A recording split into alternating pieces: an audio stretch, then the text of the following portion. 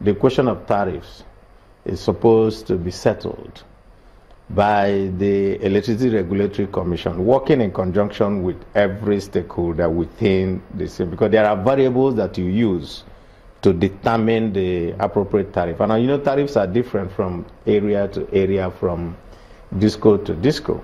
So the question of the National Assembly is that at the point at which they are getting all those variables and trying to get to the appropriate tariff, of course, they brief the National Assembly, and we also take into consideration, being those that represent the people, we don't want a tariff that will be, you know, too burdensome on Nigerians.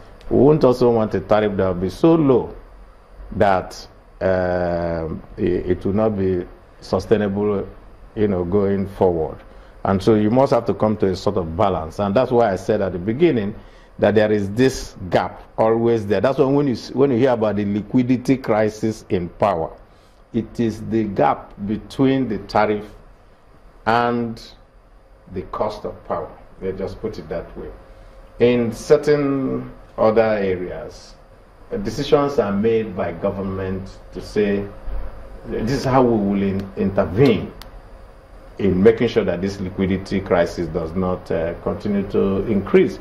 We have also, in the course of that summit, looked at this issue, and it is part of the recommendations we are going to make to governments to say, you must have to come in, and this is what we suggest should be the way that you come in.